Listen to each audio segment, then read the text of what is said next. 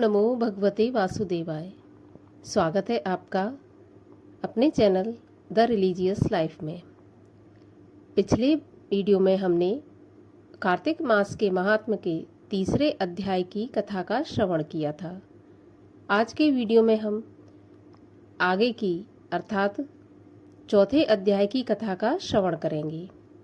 इसी प्रकार आगे की और कथाओं को श्रवण करने के लिए चैनल को सब्सक्राइब अवश्य कर लीजिए। साथ ही साथ यदि वीडियो अच्छा लगे तो वीडियो को लाइक भी कर दीजिए। मेरे चैनल पर आपको आपके जीवन में यदि कोई समस्या है, चाहे वो धन की समस्या हो, संतान की समस्या हो या फिर किसी भी प्रकार की समस्या हो, उसके उपाय के वीडियो अपलोड हैं, तो आप अपनी समस्याओं से भी छुटकारा उन उपायों को करके पा सकते हैं। तो चैनल को सब्सक्राइब ज़रूर कर लीजिए। तो चलिए अब हम सुनते हैं कार्तिक मास के महात्म्य के चौथे अध्याय की कथा। श्री नारद जी बोले, ऐसा कहकर भगवान विष्णु मछली का रूप धारण करके विंध्याचल पर तप कर रहे महर्षि कश्यप ऋषि की अंजलि में पहुंच गए। उस मछली पर दया करके कश्यप ऋषि ने मछली को अपने कमंडल में डाल लिया। जब मछली ने आकार बढ़ाया तो कमंडल में नहीं समाई। तब ऋषि ने उसे कुएं में डाल दिया, फिर कुएं से तालाब में डाल दिया। जब मछली तालाब में भी नहीं समाई तो समुद्र में डाल दिया।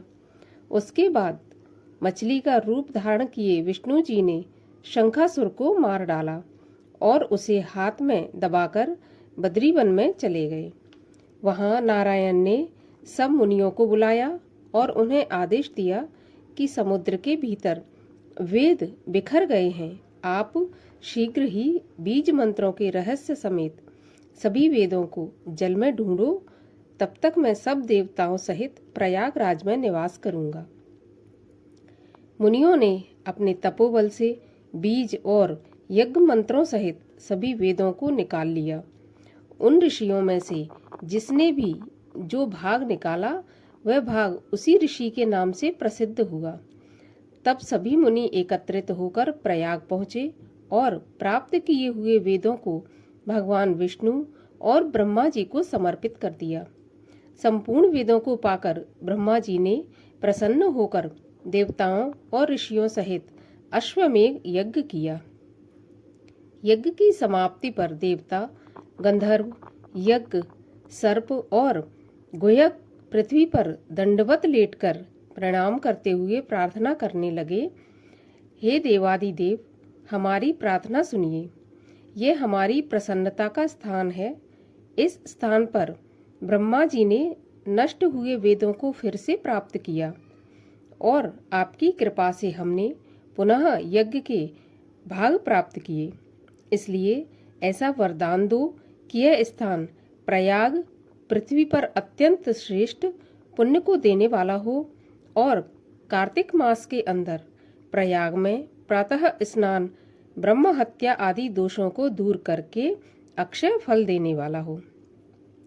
भगवान विष्णु बोले, हे देवताओं, जो कुछ तुमने कहा ऐसा ही होगा। यह स्थान ब्रह्म क्षेत्र के नाम से प्रसिद्ध होगा।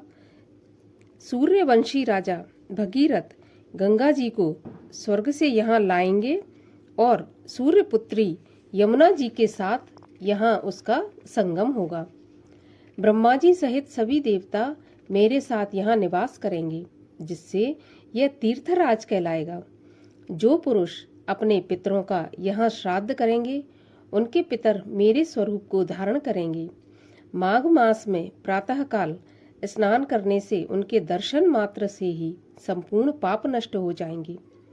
जैसे सूर्य से अंधकार का नाश हो जाता है, मकर में सूर्य आने पर यहाँ स्नान करने वाले मेरे समीप आएंगे, मेरे लोक में वास करेंगे और मेरा रूप धारण करेंगे। हे मुनीश्वरों, मैं सर्वव्यापी हूँ और सदा बद्रीवन में वास करता हूँ। जो फल अन्य स्थान पर तप से 100 वर्ष में मिलता है, वह तुमको बद्रिकाश्रम जाने व स्नान पर एक दिन में ही प्राप्त हो जाएगा। उस स्थान पर दर्शन से जीवन मुक्त हो जाते हैं। सूत जी बोले, विष्णु जी देवताओं से ऐसा कहकर अंतर्ध्यान हो गए और इंद्र आदि देवता भी अपने अंशों से वहां स्थित होकर अंतर्ध्यान हो गए। जो मनुष्य शुद्ध चित्त से इस पवित्र कथा को सुनते हैं, उनको प्रयागराज और बद्रिकाश्रम में जाने व स्नान का फल प्राप्त होता है। इसी के साथ चौथे अध्याय का श्रवण यहीं पर समाप्त होता है। हम कल सुनेंगे इसके आगे का 5वां अध्याय। तो चैनल को सब्सक्राइब अवश्य कर लीजिए। वीडियो अच्छा लगा हो तो वीडियो को लाइक भी कर लीजिए। मैं मिलती हूँ आपसे अगले वीडियो में। तब तक के लिए हरे कृष्ण।